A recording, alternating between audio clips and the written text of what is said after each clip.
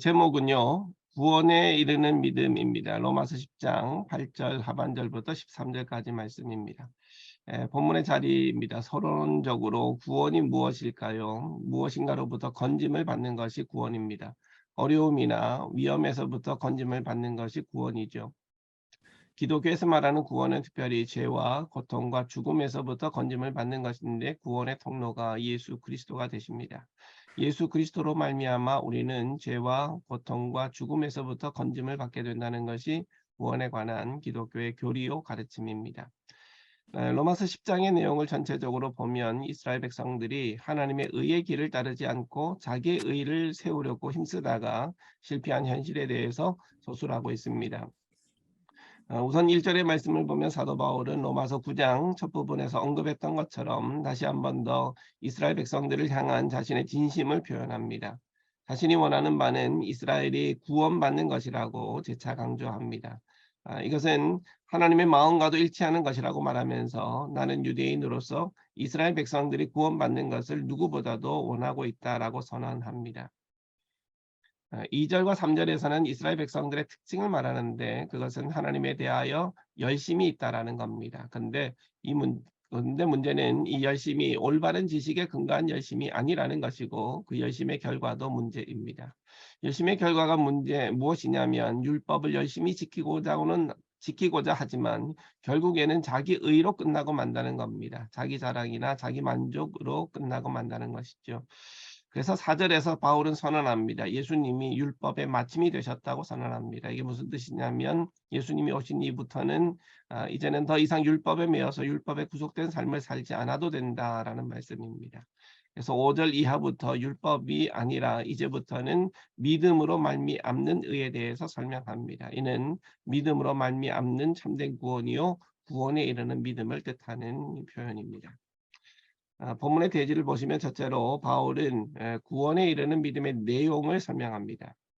바울이 말하고자 하는 믿음의 핵심적인 내용은 두 가지입니다. 첫째는 주님이신 예수님께 대한 고백입니다. 즉 예수님은 우리의 주가 되신다. 주인으로서 우리를 통치하신다라는 것을 믿는 것입니다. 둘째는 하나님이 그를 죽은 자 가운데서 다시 살리셨다라는 믿음입니다. 이것은 예수님의 부활에 대한 믿음을 믿고 고백해야 한다는 것이죠. 먼저 예수님이 우리의 주인이 되신다라는 사실을 믿고 고백하는 것은 참된 믿음입니다. 승천하신 예수님은 지금 어디 계십니까? 사도신경의 고백에 의하면 하늘에 오르시어 전능하신 하나님 우편에 앉아 계시다라고 고백합니다. 그러면 예수님께서 하나님의 우편에 앉으셔서 무엇을 하고 계신 것일까요? 이에 대해서 장로교 교리를 세운 깔뱅은 예수님이 하나님의 우편에 앉아 계신다라는 것은 하나님의 권위를 위임받아서 왕으로서 또는 주로서 온 세상을 다스린다라는 뜻이 됩니다. 마태복음 28장 18절에 보면 하늘과 땅의 모든 권세를 나에게 주셨다라고 예수님께 직접 말씀하신 바가 있습니다. 그리고 또 한 가지 하나님 우편에 앉아 계시다라는 뜻은 여전히 중보자의 역할을 하고 계신다라고 깔병은 가르칩니다. 성도들이 하나님께 간구할 때 그것을 받아서 하나님 우편에서 하나님께 잘 말씀드리는 중보자의 역할을 감당하신다라는 겁니다. 그러기에 예수님이 우리의 주가 되신다고 하는 고백은 어떤 고백이겠습니까? 예수님께서 하늘로 올라가셨지만 지금도 여전히 나의 주인이 되셔서 나의 인생의 길을 주도하고 계신다라는 뜻이고 혹 내가 어려움에 처했을 때 나를 불쌍히 여기셔서 하나님의 도우심이 있도록 하나님께 잘 말씀드려주는 중보자의 역할을 감당하신다는 겁니다. 그러므로 예수님이 나의 주인이 되신다라는 고백은 내가 예수님을 주인으로 모시고 나는 예수님의 종이 된다는 인정이고 그래서 성도들의 삶이라는 것은 주 되시는 예수님을 섬기는 삶이어야 하고 우리는 종으로서 일상에서 항상 주님께 순종하는 삶을 살아야 하는 것입니다. 두 번째 믿음의 내용이라는 것은 부활을 믿는 신앙이라고 말씀을 드렸는데 예수님의 부활 사건의 핵심은 죽은 자를 다시 살리시는 하나님을 믿는 것입니다. 죽으신 예수님을 다시 살리신 생명의 능력이 예수님만이 아니라 오늘의 우리의 삶에도 주어진다는 사실을 믿는 것입니다. 이런 의미에서 부활은 꼭 미래적인 것만은 아닙니다. 우리가 죽은 후에만 부활을 경험하는 것이 아니라는 말씀입니다. 이미 우리에게 약속된 부활은 오늘의 우리의 삶 속에서도 나타나게 되는 것입니다. 어떤 의미에서 그럴까요? 죽음이라는 옛 존재와 결별하고 영생이라고 하는 새로운 생명을 얻어서 살게 된 존재가 되었다라는 겁니다. 다시 말해서 죄에 대해서는 죽고 하나님에 대해서 사는 존재가 되었다는 것이죠. 이와 같이 우리가 무엇을 믿느냐, 믿음의 내용은 두 가지인데, 하나는 예수님이 우리의 주가 되신다는 고백이고, 둘째는 예수님을 부활하게 하신 하나님의 능력이 오늘의 우리에게도 임하셔서 옛사람을 버리고 새 사람이 되고 죽음을 버리고 영생을 얻게 되는 부활의 존재가 되게 하셨다라는 것을 분명히 믿는 것이 바로 믿음의 내용이다라고 바울은 지금 가르치고 있습니다. 두 번째로 이와 같이 믿음의 내용을 사도 바울은 무엇보다도 마음으로 믿어야 된다라는 말씀합니다. 9절과 10절의 말씀을 보면 사도 바울은 또 하나님께서 그를 죽은 자 가운데 살리신 것을 내 마음으로 믿으면 구원을 받으리라. 그리고 10절 말씀, 사람이 마음으로 믿어 의에 이르고라고 말씀합니다. 마음으로 믿는다는 것은 무엇을 의미할까요? 야고보서 2장 19절 말씀에 보면 네가 하나님은 한 분이신 줄 믿느냐 잘하는도다 귀신도 믿고 떠느니라. 이 귀신들도 하나님을 믿는다는 겁니다. 하지만 믿긴 믿는데 이런 귀신들의 믿음은 구원을 받지 못하는 믿음으로 나옵니다. 마가복음 1장 24절 그리고 5장 7절에서도 마찬가지입니다. 귀신들도 예수님이 하나님의 아들이시고 죽었다가 사흘 만에 부활하셨다는 사실을 알고 있습니다. 그럼에도 불구하고 이러한 귀신의 지식과 믿음은 구원받지 못하는 믿음입니다. 왜냐하면 귀신의 믿음은 마음에 없는 믿음이기 때문에 그렇습니다. 마음에는 없는 믿음인데, 그렇다면 마음에 있는 믿음이라는 것은 무엇일까요? 예수 그리스도와 그분의 사역에 대한 지식을 가지고 있을 뿐만 아니라 그 지식을 통해서 내 삶이 변화되는 것을 뜻하는 것입니다. 마음이라는 것은 헬라어로 카르티아인데, 고대 헬라인들은 지성과 의지가 자리 잡고 있는 자리가 바로 마음이라고 생각을 했습니다. 그러니까 마음의 예수님을 믿고 모신다는 것은 지성적으로 예수님을 알고 의지적으로 내 삶이 변화되는 것을 뜻하는 것입니다. 예를 들면 내가 지금 배를 타고 있는데 그 배에 구멍이 났습니다.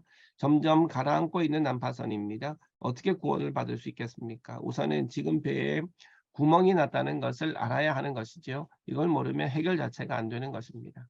배에 구멍이 났다는 것을 안 후에는 어떻게 해야 됩니까? 의지적으로 행동으로 옮겨서 구조선으로 옮겨 타야 살 수 있는 것입니다. 배에 구멍이 났다는 것을 알면서도 의지적으로 움직이지 않는다면 배와 함께 가라앉게 되는 것이죠. 이처럼 예수님을 마음으로 믿는다는 것은 지식과 의지를 동반하는 것입니다. 믿음의 내용인 예수님이 우리의 주가 되신다라는 것을 알고 하나님이 예수님을 부활케 하셨다라는 것을 압니다. 이걸 모르면 우리는 여전히 죄 가운데서 죽음을 맞이할 수밖에 없는 것이죠. 이제는 지식으로 알았으니 어떻게 해야 됩니까? 아는 것으로 끝나서는 안 되고 이제 결단이 있어야 되는 것입니다. 죄를 버리고 의로 갈아타야 되고 율법 버리고 은혜로 갈아타야 되고 죽음 버리고 생명으로 갈아타야 되는 것이고 세상의 자녀를 버리고 하나님의 자녀로 갈아타서 하나님 자녀답게 살아가는 것입니다. 이런 존재의 변화를 의지적으로 만들어내는 것이 마음으로 믿을 때 가능해지는 것입니다. 그래서 바울은 지금 율법을 버리고 믿음으로 갈아타야 된다 강조하고 있는 것입니다. 마지막 세 번째로 내 입으로 예수를 시인해야 한다라고 가르칩니다. 사도 바울은 예수님에 대해서 마음으로 믿는 차원뿐만 아니라 입으로 시인하는 믿음을 강조합니다. 9절에 보면 만일 내 입으로 예수를 주로 시인하며라고 되어 있고 10절에서는 입으로 시인하여 구원에 이르느니라 말씀합니다. 우리가 입으로 예수님을 주라고 시인하고 고백한다는 것을 이해하려면 초대교회 당시의 종교적이고 정치적인 상황을 이해해야 됩니다. 당시 예수님을 주라고 고백하는 것에는 큰 희생이 뒤따랐습니다. 당시 주 퀴리오스는 오직 한 사람 로마 황제뿐이었습니다. 그러기에 로마 황제가 아닌 다른 존재에 대해서 주라고 고백하는 것은 정치적 반역으로 취급되어서 유배되거나 처형을 당했습니다. 그러므로 예수님을 입으로 주로 시인한다는 의미는 내 삶에 큰 위협이 되더라도 또 희생을 강요하게 되더라도 내가 가진 모든 것을 빼앗기는 일이 생기더라도 당당히 사람들 앞에서 예수님의 주되심과 예수님의 부활하심을 입으로 시인하고 고백하는 것을 의미하는 것입니다. 시인한다는 어, 시인한다는 어, 네, 요거는 제가 조금 미스프린트네요. 제가 발제물에는 똑바로 되어 있을 겁니다. 예수님께서도 이렇게 말씀하셨습니다. 마태복음 10장 32절 말씀에 누구든지 사람 앞에서 나를 시인하면 나도 너희 하늘에 계신 내 아버지 앞에서 그를 시인할 것이요. 우리가 일상 중에 어떤 모임이나 직장이나 학교에서 그리스도인인 것을 숨기고자 할 때가 있지는 않는지 반성해 보아야 되겠습니다. 오늘 본문 12절 말씀에서도 유대인이나 헬라인이나 차별이 없습니다. 한 분이신 주께서 모든 사람의 주가 되사 그를 부르는 모든 사람에게 부요하시도다.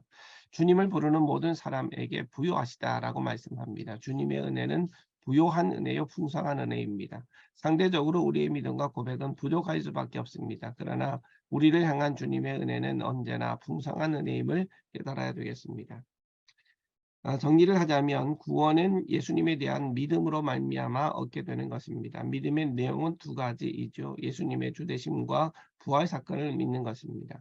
이에 대한 우리의 믿음이 참되다는 것을 보여야 되는데 그 증거는 마음으로 믿는 것입니다. 진실된 마음으로 믿는다는 것은 지식만이 아니라 삶의 변화가 일어나는 믿음을 말하는 것입니다. 죄와 율법과 죽음을 버리고 의와 믿음과 생명과 은혜와 하나님의 자녀로 갈아타는 것입니다. 예수님을 입으로 시인한다는 것은 위협과 희생과 손해 앞에서도 사람들 앞에서 입으로 예수님이 나의 주인이 되신다고 시인하고 고백하는 것입니다. 이와 같은 마음에 믿고 입으로 시인하는 고백은 믿음의 결과이자 증거인 것입니다. 그리하면 어떤 복이 우리에게 임하실까요? 부활하신 하나님께서 그와 같은 믿음의 고백을 드리는 우리 모두에게 풍성한 은혜를 베풀어 주시는 것입니다.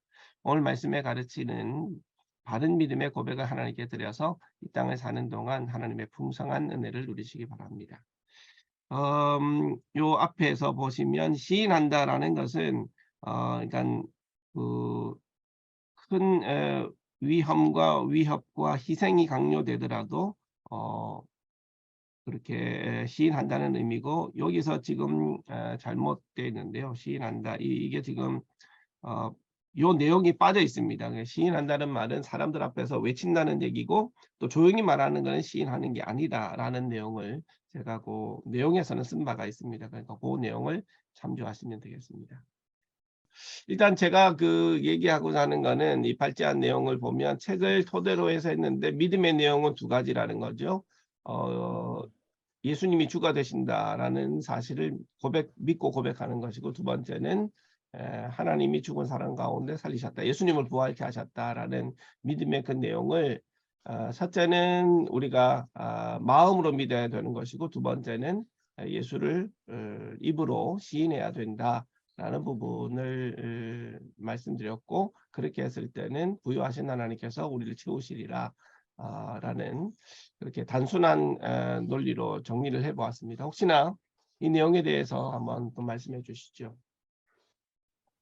네, 마이크 켜져 있고, 네, 예, 예. 제가 며칠 됐는데요.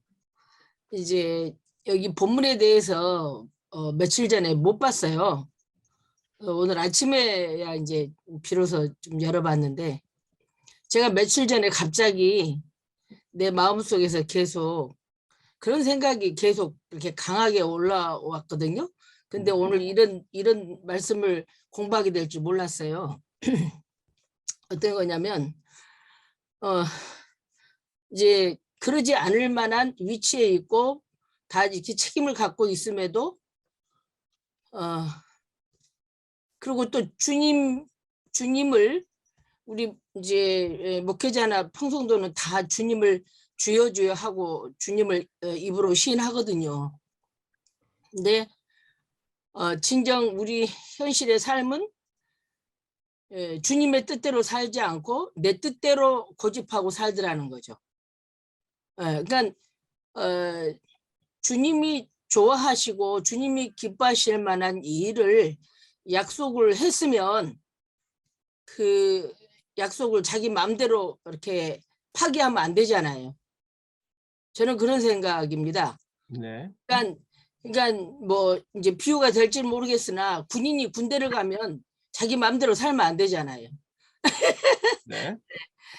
주님이라고 인정함에도 불구하고 그만한 또 책임과 의무와 그런 지위를 가졌음에도 불구하고 나는 하기 싫은 건 안 해.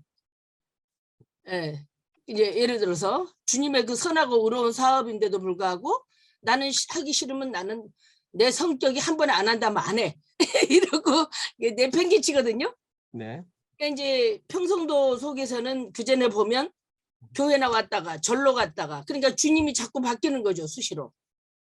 예. 그러니까 이제 그런 것들이 내 마음속에서 계속 올라오면서 네. 주님을 주님이라고 네. 시인했다면 그에 상응하는 삶을 사는 것이 마땅하다는 네. 네. 생각이 강하게 제 마음속에 올라왔어요. 혹시 나도 내 고집대로 혹시 살고 있지 않는가, 네. 내 뜻대로 살고 있지 않는가, 막 이런 생각이 네. 요 며칠 동안 계속 올라왔는데 오늘 이 말씀을 딱 네. 맞딱 들으니까 아, 네. 내가 생각했던 것들이 그 속에 다 들어있더라고요. 네. 예, 좋습니다. 예. 금방 방금 저기 약간 수정한 내용을 다시 올렸습니다. 제가 지난번에 올렸던 거는 조금씩 부족했는데 몇 개 좀 올렸으니까 그렇게 다시 참고하시면 되겠고요. 네, 오늘 본문에 보시고 혹시나 네, 이상우 목사님도 말씀해 보시죠. 예, 마이크 켜져 있으니까. 그 시인한다는 이 말에 대한 그 무게감이라 그럴까요? 그 부분을 좀 말씀 잘하신 것 같아요. 핍박 가운데 예수를 시인한다는 것은 곧 사회로부터 격리나 또는 뭐 린치를 당하거나 또 재산에 대한 물수나 심지어 죽음까지도 겪어야 됐던 이런 상황 속에서 시인한다는 이 말 자체가 그 단순한 말이 아니라 주님의 존재, 주님의 능력, 주님의 역사하심에 대한 부분을 함께 얘기하는 거거든요. 그러니까 호모 로게오라는 그 말 자체가 뭐뭐와 함께 하다라는 것처럼 우리는 그냥 입만 가지고 아까 얘기처럼 입술만의 고백이 아니라 삶이 따르는 전인적인 주님 앞에서의 시인이 우리의 삶에 꼭 필요하다 하는 생각이 듭니다. 네. 네, 좋습니다. 우리 김병래 목사님 또 말씀. 저는 여기 그 믿음의 내용에 대해서요. 제 목소리 들리세요? 네, 네, 들립니다. 네. 그 믿음의 내용에 대해서 구주되심과 부활에 관한 것인데요. 그 구주되심에 대한 여기에 대해서 무엇 때문에 예수님 나의 구주가 됐느냐 하는 것에 대해서 답이 있어야 될 것 같아요. 네. 왜 예수님은 나의 구주가 됐는가, 나를 주라고 그러는가? 그것은 예수님의 그 사역과 관계된 건데 그리스도, 예수 그리스도와 같이 설명이 돼야 되지 않을까 이렇게 생각을 합니다. 네. 네, 김갑진 목사님 또. 예.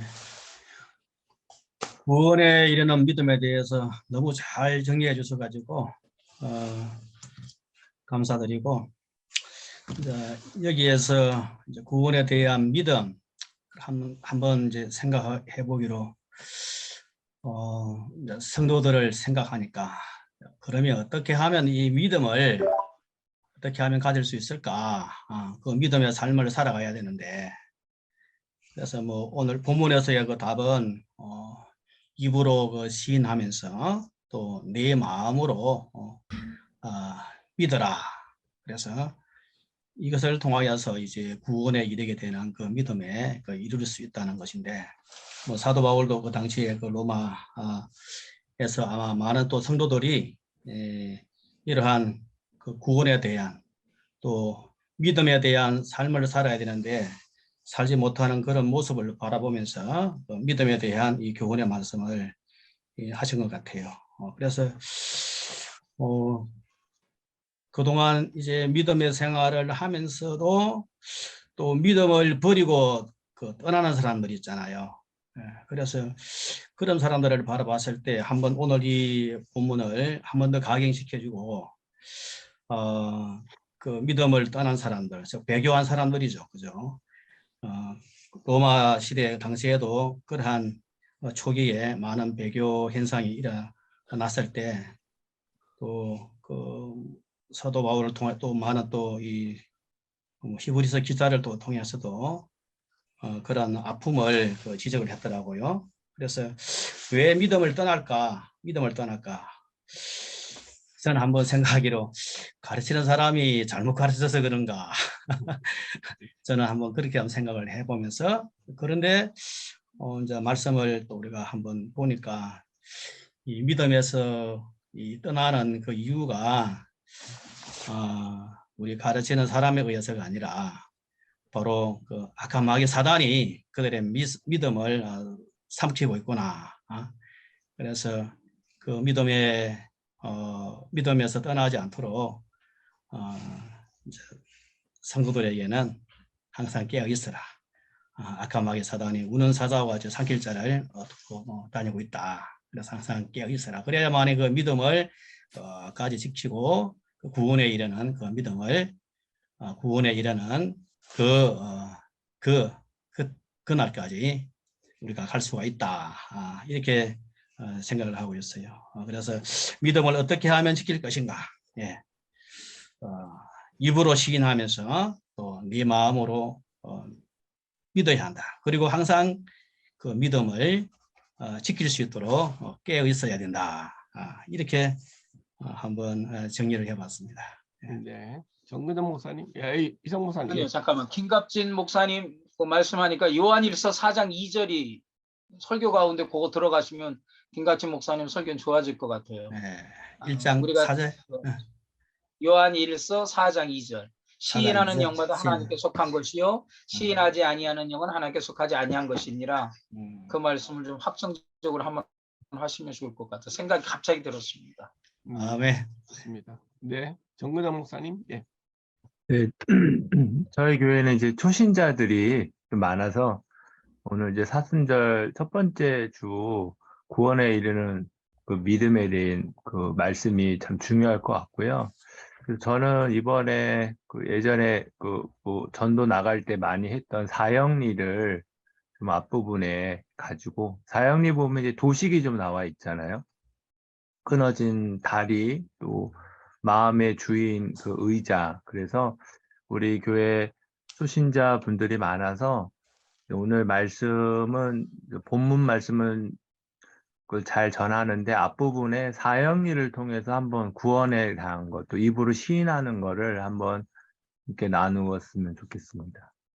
네. 네, 아까 김병래 목사님께서 말씀하셨지만 그 믿음의 내용 중에서 이제 주가 되신다라는 것들은 저는 이제 왕으로 다스린다 통치 쪽으로만 얘기를 했지만 그게 이제 그리스도 쪽으로 우리를 위해서 대신해서 죽으시고 살아나셨다라는 내용도 첨부하면 좋겠다라는 생각이 있고요. 그리고 마음으로 믿는다라는 게 우리가 좀 마음으로 믿는다는 게 뭘까? 진심으로 믿어야 되는 건가? 이렇게 생각을 했는데 일단 헬라어로 보면 카르디아 자체가 헬라인들이 지성과 의지가 자리 잡고 있는 것으로 봤기 때문에 깨닫고 알고 지식적으로 알고 그리고 의지적으로 내 삶이 변화되고 변화되는 모습으로 그것을 보여야 되는 것이 그 마음으로 믿는다라는 깊은 의미다라는 것을 봤을 때는 그 교인들의 어떤 삶까지도 터치할 수 있는 그런 내용인 것 같다는 생각이 듭니다. 또 지금 마이크를 켜고 있는 분이 없는데 우리 김마태 목사님 마이크를 켜고 말씀하셔야 되겠습니다. 네. 마이크 다 키세요. 네네. 박은정 목사님도 마이크 켜시고 윤석근 목사님, 강신혜 목사님도 마이크 켜주시면 됩니다. 예. 예. 네. 참 어려운데요. 저한테는 어려운데. 예, 말로만 믿는다라고 말하는 게 이게 뭘까? 참 어려워요. 한번 말하면 뭐 지켜야 되고 실행해야 되는데 그게 잘 안 되기 때문에 그래서 저는 이게 이제 예수님이 주 되심을 믿는 것이다. 이거는 이제 아까 계속 얘기하지만 내가 주인이 아니라 예수님이 나의 왕이다. 그래서 내가 왕된 걸 포기해야 된다라고 하는 건데 아까 우리 김갑진 목사님 말하신 것처럼 그 배교하고 떠나는 거는 주인 되고 싶어서 그런 거죠. 자기 마음대로 살고 싶어. 근데 저는 뭐 하루에 24시간이라면 23시간 99분인가? 다 내가 주인 되고 싶지. 하루에도 이게 생각이 떠나질 않는데 그래서 이게 제목을 보니까 구원에 이르는 믿음이다. 그래서 이게 이제 계속해서 쭉 올라가는 유지되는 그것에 강조하고 있는 것 아닌가 제목만 봐서. 틀려고? 네. 오른쪽으로. 오른쪽. 저는 참 어렵습니다 이게. 그래서 매일같이 나 같은 것을 나는 구원받기에 틀렸습니다 그러고 살아요. 나 같은 것을 구원해봐야 뭔 필요가 있겠어요. 이거 겸손히 말았습니다. 아니요 진짜요. 나 같은 거 뭐 해봐야 먹는 맛 나가지. 그냥 예외를 해주시고. 왜냐면 내가 구원받았다라고 말할 수 있는 그런 게 하나도 없어요. 이만트 목사님 입으로 시인하려는데 입으로 그렇게 시인하시면 그런 시인 아이고.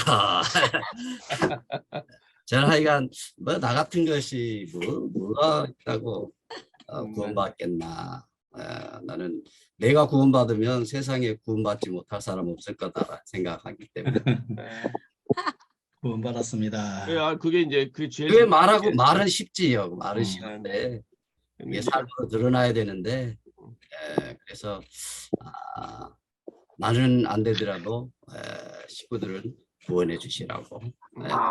아니 그러니까 그 내가 내용이 이제 10원 맨 줄게. 마지 10원. 내가 오늘 10원 줄게. 그래? 10원 안 좋아. 이제 중요한 거는 이제 우리가 맨 마지막에 제가 이제 부유하신 하나님의 은혜를 얘기했지 않습니까? 그러니까 우리가 부족하더라도 우리가 정말 구원받을 수 있나? 나 같은 존재가 이렇게 하지만 부유하신 하나님께서 하나님의 풍성한 은혜로 우리를 구원해 주신다라는 내용이 강조하면 좋지 않을까 하는 생각도 듭니다. 네, 강신혜 목사님은 지금 이게 영상이 지금 안 나오고 있는 것 같습니다. 강신혜 목사님? 전파가 중인가 봅니다.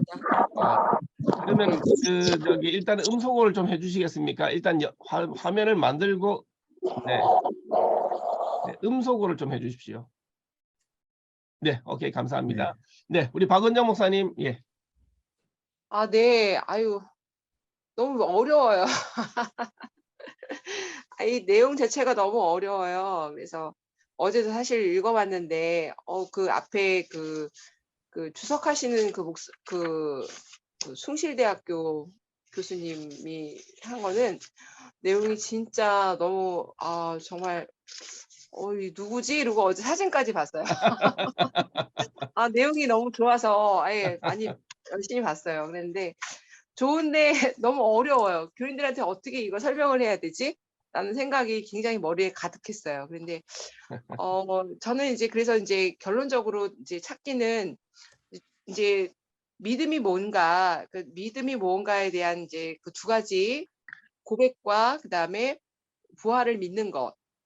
그리고 이제 그러면 부활에 대해서는 사실 제가 2주 내내 설교를 했기 때문에 그래서 이제 거기에 대해서는 이제 성도들이 조금 더 깊이 있게 다가가지 않았을까? 그건 이제 제 생각이고요. 교인들이 어떨지 모르겠지만 이제 그리고 그 다음에 이제 마음으로 이제 시인하고 이제 마음으로 시인하는 거다. 이제 그런 이제 결론을 냈는데 그 예수를 시인한다는 게 아직까지 우리 성도들한테는 좀 어려운 것 같아요. 그게 뭔지를 경험되지 않아서 그런지 이번에 좀 그럴 일이 생겼어요. 저희 교회 한 성도가 교회를 나갔어요. 이제 고대 출신인데 이 양반이 되게 예수님을 옛날에 이제 과거에 믿었고 또 이제 뭐랄까 몸이 아픈, 그러니까 학교 이제 교사 그 자격증을 따기 위해서 열심히 공부를 하다가 병이 온 거예요. 그래서 되게 열심히 기도를 하고 순복음교회를 다녔었는데 그래서 그 병 때문에 모든 걸 다 놓친 거예요. 그래서 거기에 대한 그 원망이 있어서 기도를 했음에도 불구하고 막 방언까지 하면서 기도를 했는데도 불구하고 자기는 이제 방언했다는 게 최선을 다했다는 데 얘기인 거겠죠. 그런데 하나님이 자신의 그 병을 고쳐주지도 않았을 뿐만 아니라 자신의 모든 인생의 어떤 그런 최종 목표를 다 완전히 다 송두리째 가져갔다는 생각을 하고 있어서 저희 교회를 온 거예요. 근데 어떻게 이제 우연찮게 오게 됐는데 뭐 목사님 말씀에 은혜 받았다. 이제 이러면서 정착을 했고 제가 그 양반을 10주 동안 이제 상담을 무료로 해주면서 정말 열심히 정말 유리처럼 막 이렇게 보살펴 줬는데 결론은 크리스마스 때까지 예배를 잘 드리고 그 다음 주에부터 안 나왔어요. 1월 달부터 올해 1월 달부터. 이유는 뭐냐? 목사님 말씀을 들으면서 자기는 이제 마음의 치유를 받으러 왔는데 치유를 받는 게 아니라 어느 순간부터는 말씀이 찔림이 된다는 거예요. 그래서 그 찔림 때문에 화가 난다는 거예요. 그래서 교회를 나갔어요. 그래서 내가 그래서 너무 이게 제가 그 눈빛을 봤거든요. 그 눈빛이 사람의 눈빛이 아니었던 거예요. 제가 볼 때는 예배 드리러 온 사람의 눈빛이 이제 화가 났다는 눈빛을 제가 보고 다음 주부터는 안 오겠다 생각했는데 진짜로 그 다음 주부터 안 왔어요. 그래서 왜 저랬을까? 왜 그 양반이 왜 그랬을까라는 생각을 하면서 이 말씀을 보면서 그 사람이 많이 생각이 났고 그 사람을 데리고 왔던 그 우리 성도가 또 생각이 났어요. 근데 그 성도도 그렇게 얘기를 했대요. 나도 사실 교회를 다닌 지 얼마 안 됐고 세례를 받은 지 얼마 안 됐지만 하나님을 잘 모른다. 그러나 오면은 말씀이 은혜가 되고 그리고 마음이 치유가 돼서 일어나서 나는 이제 교회를 다니는 건데 너도 그러지 않겠니? 그러니까 다시 한번 좀 생각을 해봐라. 이렇게 바꿔봐라 얘기했는데 그다음부터는 그 사람하고도 연락조차 하지 않고 이제 그렇게 했는데 그러니까 저는 사실 말씀을 전하는데 저는 사실 이 순서대로 하잖아요. 제가 아시다시피 괜히 잘못 설교하다가 표적 설교가 될까 봐 저는 그 성서 정가대로 설교를 하거든요. 근데 왜 그게 그렇게 마음에 뾰족 설교가 돼서 자기 마음에 와닿는지 잘 모르겠으나 저는 이 말씀도 사실 전하는 게 두려워요. 왜냐면은 어떻게 전해야 저들이 이 말씀을 그대로 받아들이고 이 말씀을 정말 기쁘고 감사한 마음으로 받아들일 수 있을까. 사실 그런 마음도 좀 있긴 있어요. 그래서 좀 사실 좀 전하는 게 저도 좀 두렵습니다. 예, 아까 우리 김마태 목사님 말씀 그렇게 하셨는데 저도 그래요. 이거를 그냥 자신 있게 전하기는 저도 마음이 좀 네. 두려웁니다. 예. 네. 윤석근 목사님 또 말씀해 주시죠. 네. 하여튼 그 처음에 우리 마음이 굉장히 중요하잖아요. 근데 마음이 심히 부패돼 있고 더럽고 또 교만한 게 마음이잖아요. 이 마음으로 말씀이 들어올 때 그때 변화가 되고 하나님을 만나게 되고 또 예수님을 구주로 고백하게 되고 이런 그 역사가 일어나게 되는데 이 마음이 굉장히 중요할 것 같아요. 그래서 이 마음을 청소하고 마음을 낮추고 하여튼 말씀을 그 마음으로 받으려고 좀 애를 쓰는 것이 가장 네. 급선무가 아니겠는가 이 생각을 합니다. 네. 네, 좋습니다. 혹시 강신혜 목사님이 지금 화면은 안 들어왔지만 말씀을 하실 수 있으면 말씀해 주시겠습니까? 혹시나? 네네네. 네, 말씀해 주십시오. 예. 제가 이렇게 공감대를 이루고요.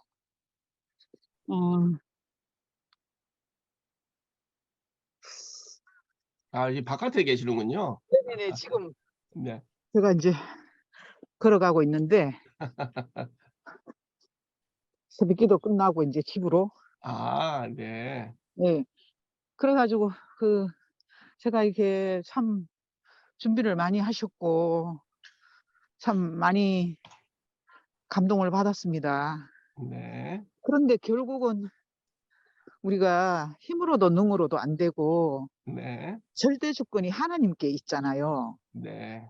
그래서 우리는 기도할 따름이고 또 맡겨진 목회 소임을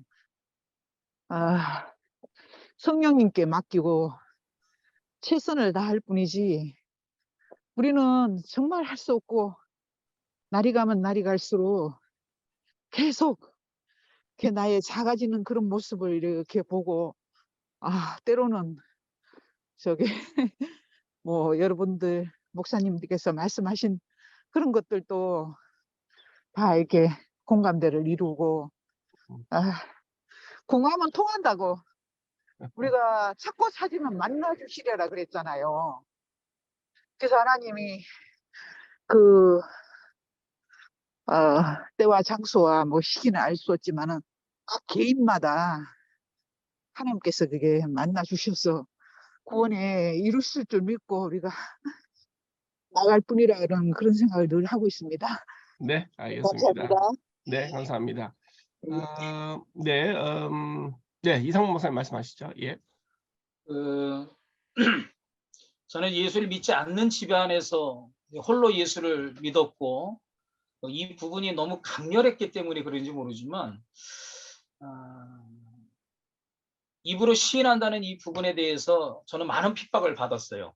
교회 다니는 것 자체를 우리 부모님은 굉장히 싫어하셨고 네. 우리 아버님은 특히 근데 그런 어떤 과정 속에서 뭐 박해까지라고 말하면 뭘지 모르지만 하여튼 굉장히 예수 믿는 것이 순탄치 않을 정도였어요. 그런데 네. 맨발로 진짜 담을 넘어서 새벽기도를 다닐 만큼 그런 어떤 부분들 속에서 주님을 만났던 부분이 저는 정말 너무 강렬했어요. 원했고 그래서 뭐 산에도 들어가서 기도도 하고 그러지만 이 구원의 문제에 대해서는 남들은 그냥 쉽게 들어서 알았는지 모르지만 저 같은 경우는 이걸 안 붙잡으면 신앙생활을 할 수 없을 것 같은 아주 목숨 건 어떤 부분이 있었던 것 같아요. 그래서 그런지 모르지만 저는 구원에 대한 확신이나 이 기쁨이 저는 지금도 예수 믿은 40몇 년이 됐지만 그때 그 첫사랑이 잊혀지지가 않아요. 그리고 성경을 보면서 정말 구원이 있느냐, 예수 믿고 구원을 얻는 것이냐. 그런데 저는 정말 말씀 가운데서 정말 수십 번, 수백 번 읽고 울고 기도하면서 그 말씀에 대한 경험을 했어요. 그래서 오늘 로마서 말씀 어느 구절이 됐든 간에 그러지만 하여튼 주님께서 우리를 그전에는 어떤 삶의 모습이었든지 죄의 종이었고 율법의 종이었지만 예수 그리스도를 인해서 구원받음에 대한 확신이 분명하다 보면 내 삶에 대한 주도권 그 부분에 대해서 나도 뭐 완전히 하나님께 다 맡깁니다라고 못하지만 그때그때마다 용서도 구하고 하나님을 붙잡고 그렇게 살아가다 보면 주께서 정말 사랑하시고 이끌어 가신다라고 하는 그런 확신이 든다고 생각해요. 그래서 저는 오히려 지금 겸손하게 말씀하신 목사님들에 비해서 교만할 정도로 저는 구원은 정말 확신이 있고 믿음이 있다. 그렇게 고백합니다. 네. 아멘. 저 같은 경우는 한 번만 더 얘기하고 싶은 게 뭐냐면 이 이제 지정의에 대한 문제가 말씀에서 이제 마음으로 믿어서 의에 이른다. 그런데 입으로 시인할 때 구원에 이른다. 그러면 그 의지적인 것을 지금 요구하고 있는 것인데 저는 이제 개인적으로 생각할 때 개척을 13년을 준비했지만 내 뜻대로 안 됐거든요. 그때 많이 힘이 들었어요. 말하자면 영혼까지도 어려웠죠. 그랬는데 개척하고 난 이후에 하고 전하고는 어떤 환경이 바뀐 것이 아니라 내 자신이 이제 세상이 무서워지지 않더라고요. 개척이 끝나고 나니까. 그러니까 뭔가 하나님은 각 개인에게 그 어렵게 생각하고 있는 문제를 이루어내기를 원하시지 않는가, 그 사명을.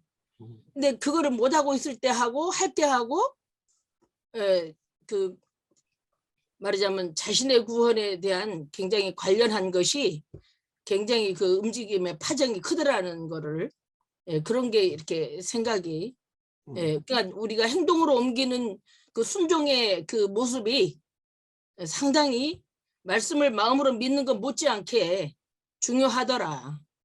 그런 것이 느껴졌습니다. 네. 네. 혹시 또 다른 분들 얘기하실 결론적으로는 이건 경험되지 않으면 사실은 쉽지 않은 것 같아요. 경험되지 않으면.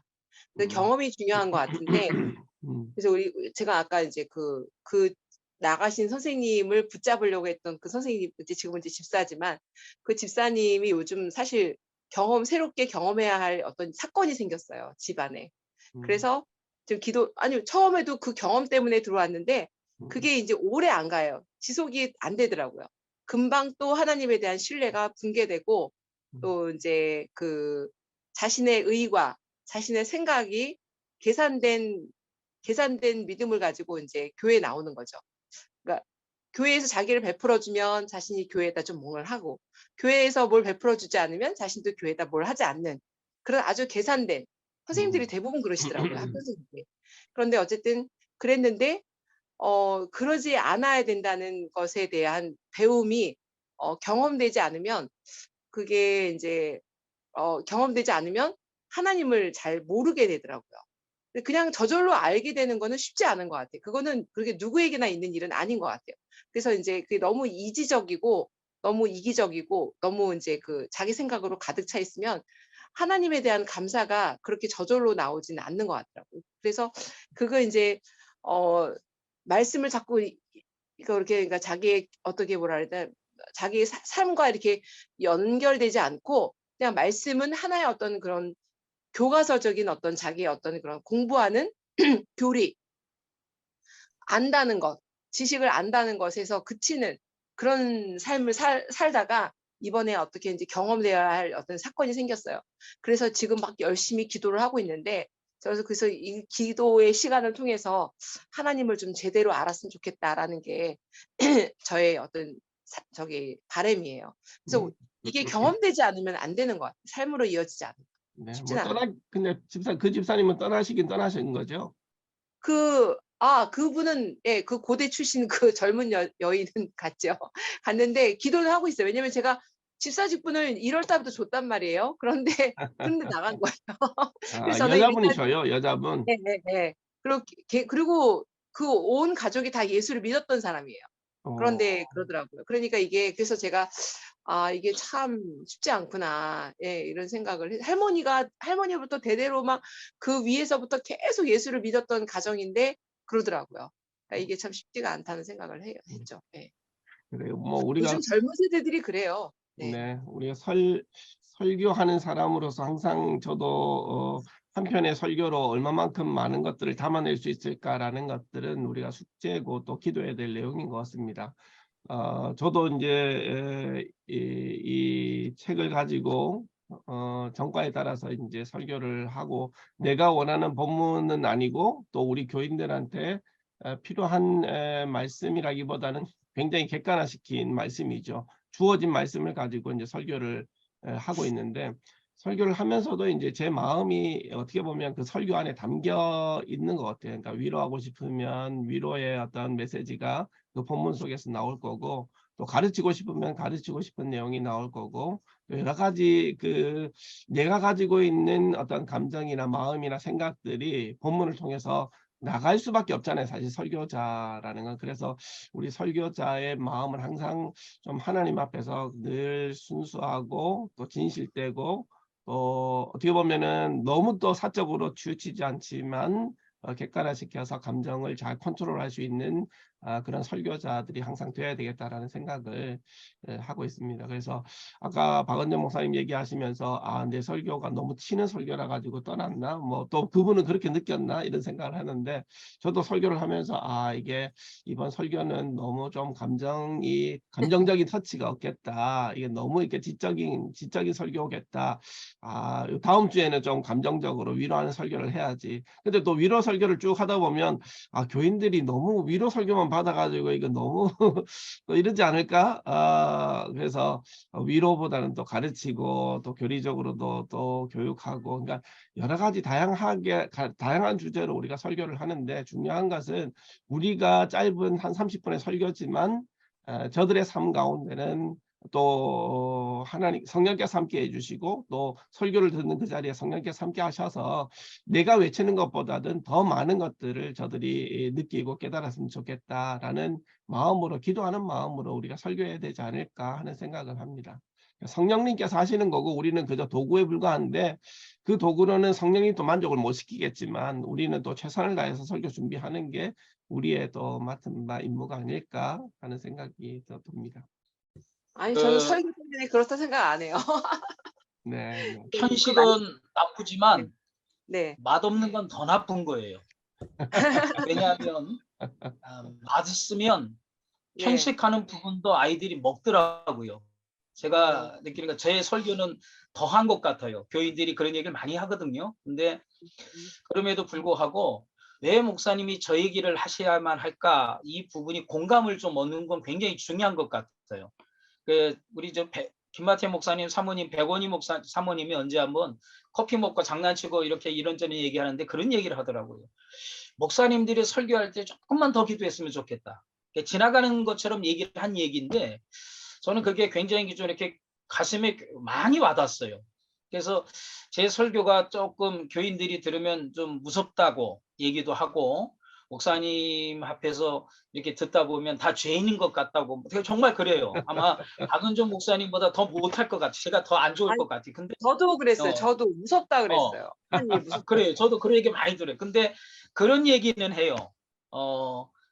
왜 목사님이 저 얘기를 우리한테 해야만 할까?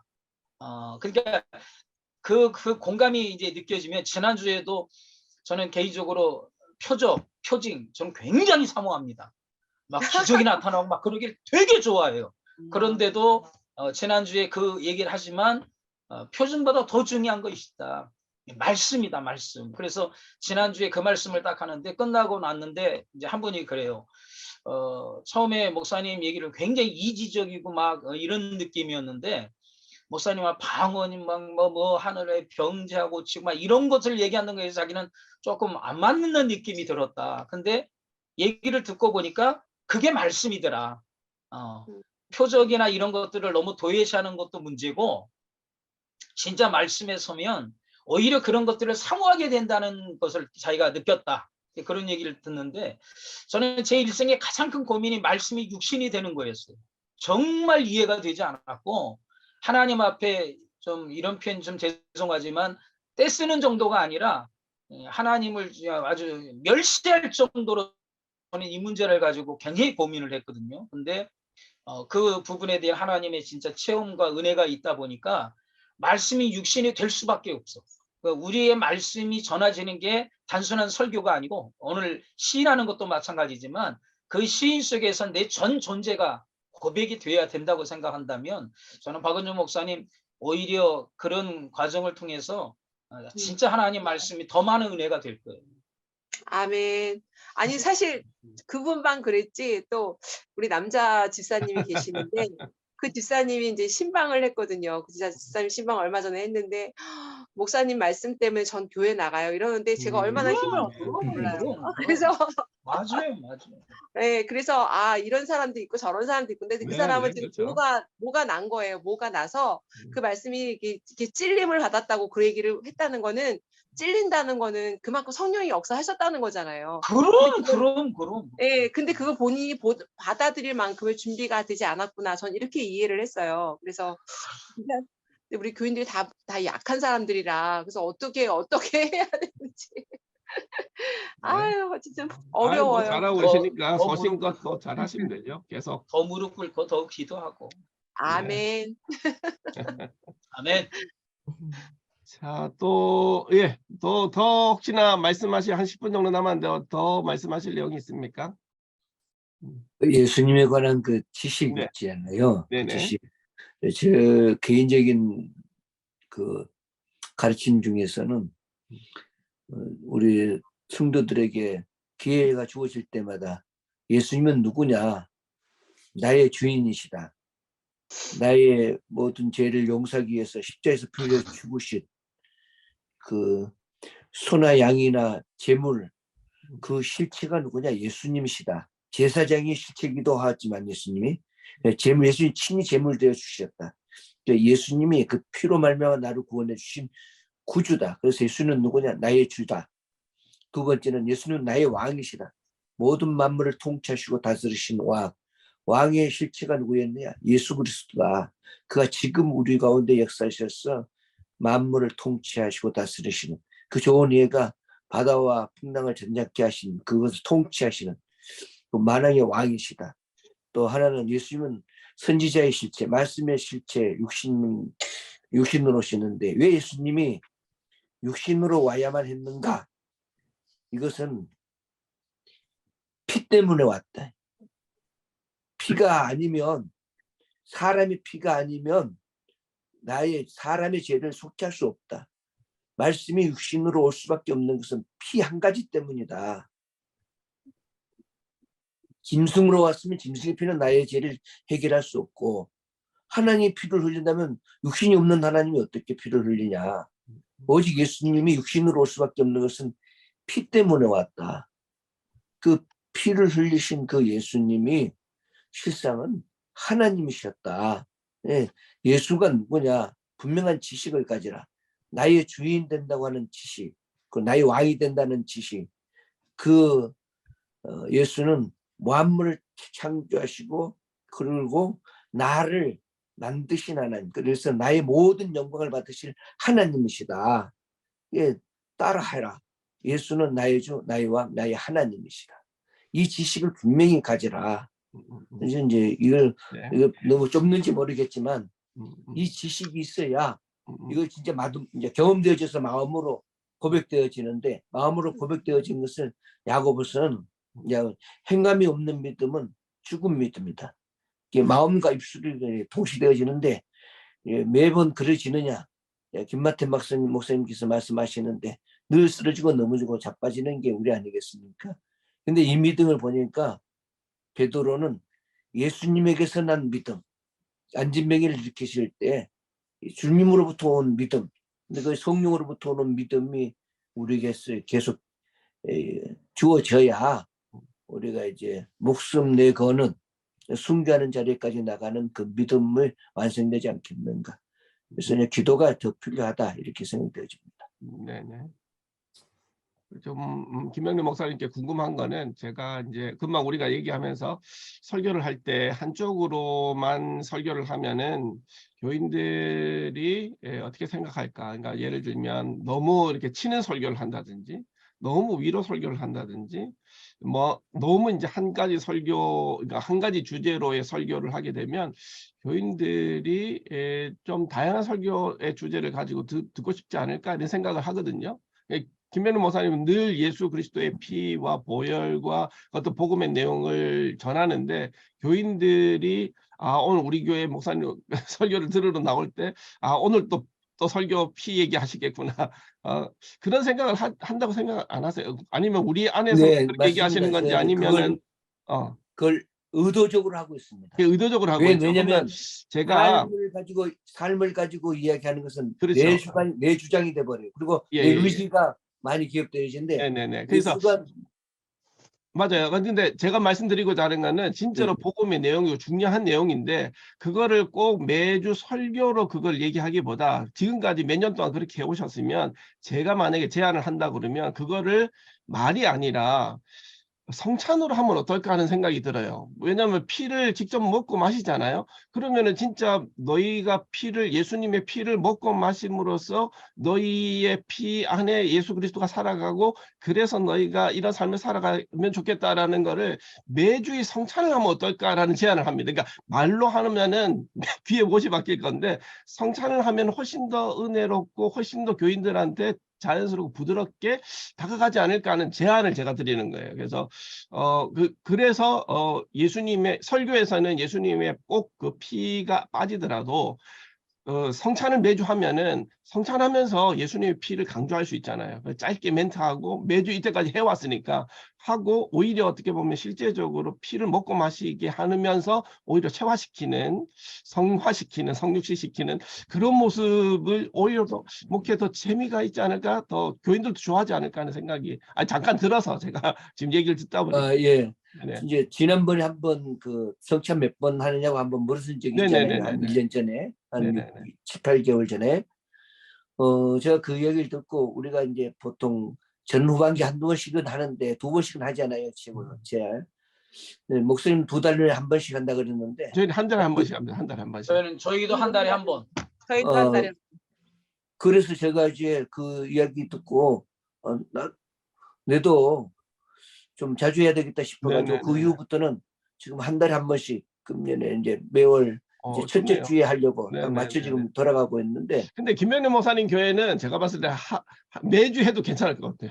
나 이제 그보다도 뭐냐면 그 예수님에 대한 분명한 지식을 그러니까요. 갖고 그것이 내 마음에 충격이 와야 그러니까. 네네. 삶이 변화된다. 그러니까 네네네. 내가 목사 네가 뭘 사냐? 너도 못하면서 우리 보고 이렇게 살아, 이렇게 자꾸 설교 같은 교훈적이고 도덕적이고 윤리적인 방향으로 네네네. 나가는 것이 아니라 음. 예수님에 대해서 분명히 이름문이라고 하는 말씀을 주셔서 예수님에 대해서 지식을 갖고 경험되어질 때 바꿔지더라는 거죠. 네, 그래서 내가 이제 그래서 성경이 말하고자 하는 거 뭐냐?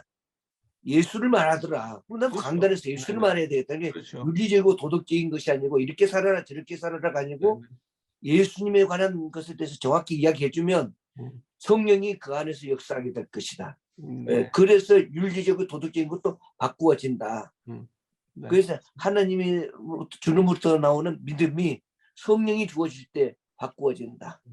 이것을 저는 이제 중심에 두고 네, 있기 맞습니다. 때문에. 네. 아멘. 그 믿음은 들음에서 나옵니다. 우리 네. 세미나 다녀와 가지고요.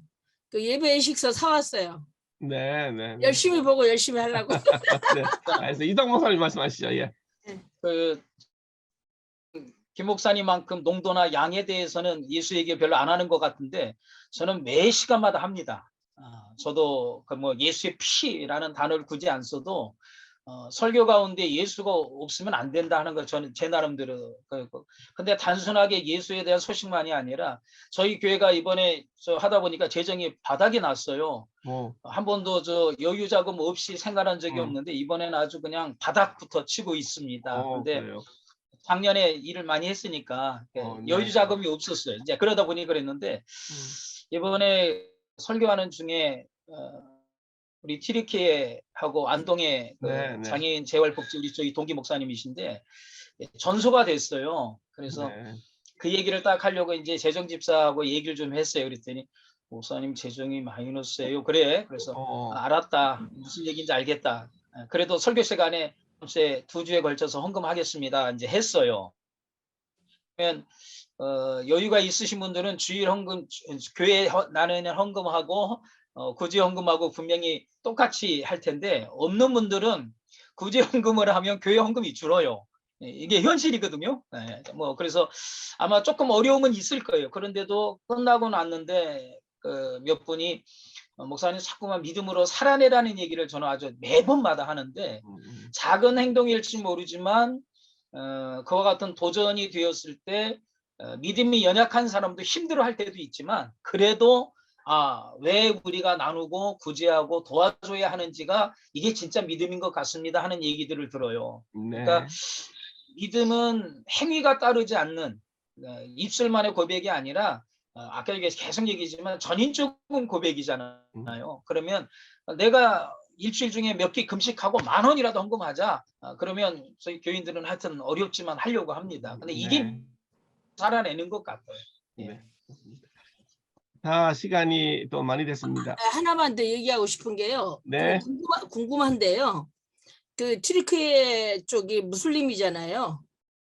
터키 쪽이잖아요. 네, 그렇죠. 그러면은 터키. 예, 터키죠. 우리 쪽에서는 이단시 되어 있는 사람들이잖아요. 네네. 그들의 그 고난을 네. 이단의 그 고난을 향해서 우리는 어떤 뭐 네. 인권적인 그러한 그 의도로 그들을 봐야 되나? 네네네. 아니면은 성경에서 말씀하신 것처럼 그렇죠. 성경의 예수님의 정신, 그리스도의 정신으로 도와야죠. 어려움에 처했으면. 강도 만난 자 죽어버렸겠네 그럼. 이 사마리아인이 안 원수가 도왔습니다. 목말라거든 물을 주라. 이 원수가 목말라라면 물을 주라. 아니 예수님은 돈 내주는 거를 말하고 있는 게 아니라 네네. 성도한테 가르칠 때 네. 이단들의 고난을 우리는 어떻게 봐야 하겠느냐 하는 네. 거죠. 예. 저희 교회도 이번 주에 헌금합니다. 네. 할렐루야. 좋습니다. 이단을 누가 만들었죠? 누가 트리키예를 이단이라고 그랬어요? 어려운 질문하니까 그거 대답해 주세요. 이단 누가 만들었는지. 아니 사람이 예수를 만들었어요. 나의 주라고 한다면 모든 판단은 주님이 하는 것이니까 저는 트리키예가 어려움을 당했으니까 돕는 거는 그거는 예수님의 따름이로서 당연히 해야 할 일이다 라고 생각이 돼요. 이단이니까 안 하고 나의 싫어하니까 안 하고 그렇죠. 돕는 거는 분명히 돕는다고요. 그러니까 돕는 것의 그 정신이 성도들이 생각할 때 왜 저런 고난을 저 민족은 당하고 있을까? 그러니까 아니, 근데- 가르침을 잘해야 되는 게 윤 목사님, 그러면 우리는 고난 안 받나요? 하나님 믿는 사람들은? 아니요. 아이고 그런 뜻이 아니에요. 하나님 믿지 않는 사람들이 고난 몇 받는 년 걸 전에 신길보 목사님하고 거기를 갔다 왔잖아요. 아, 예. 네. 2년 전에. 근데 누가 무슨 말을 한마디 안 했는데 저보고 기도하라고 그러는데 너무 울었어요. 그 나라에 가서 그 사도 바울이 그 고생해서 복음화 시켜놓은 나라가 왜 이렇게 되어버렸을까 모르겠어요. 저는 많이 울었어요. 너무 가슴이 아팠어요. 몇 년 전에 가보고. 그 이제 그게 다시 회상이 되더라고. 그러니까 그 예, 마음으로 저는 그겁니다. 그러니까 그들이 그 이단이 아니라 주님이 사랑하는 사람들이니까 어려움을 당했을 때 함께 나누고 하는 거지.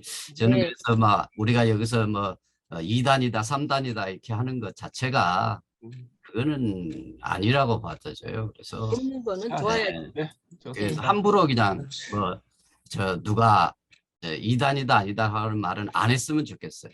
예. 그래서 무너진 망대 비유를 우리가 생각하면 될 것 같아요. 네. 오케이.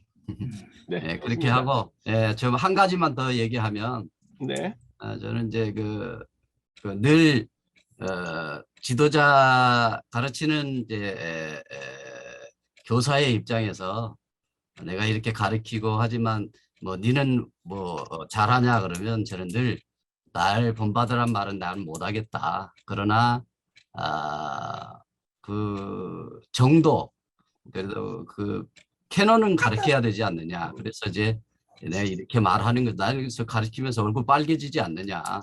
그래서 얼굴이 빨개졌다라고 하는 거는 살아 있다는 거니까 죽은 아까 그래서 박은정 목사님 그 성도가 찔렸다라고 하는 거, 그 생명이 살아 있는 거거든요. 말씀에 반응하는 거니까 언젠가는 돌아오리라 하는 아멘. 소망. 네. 저는 그 소망을 받고 저는 기도 이제 맨날 하고 있어요. 저는 그렇게 해요. 지난주에도 설교하다가 그렇게 얘기했지만 꼽살이 낀 그 혈루증 여인. 나는 그래서 난 따라가는 입장이다. 예수님의 말씀 뒤에 따라가는 꼽살이지만 그도 하나님이 받아주시는 그런 쪽으로 얘기하면 뭐 좀 치우치고 뭐 이래도 하나님은 다 취할 것을 취하시고 함께 하실 것이라 저는 그렇게 믿고 아멘. 예. 아멘. 그래서 저는 하나님의 사랑에서 끊을 수 없다는 말씀을 믿고 있습니다. 아멘. 네, 감사합니다. 감사합니다. 안녕. 예.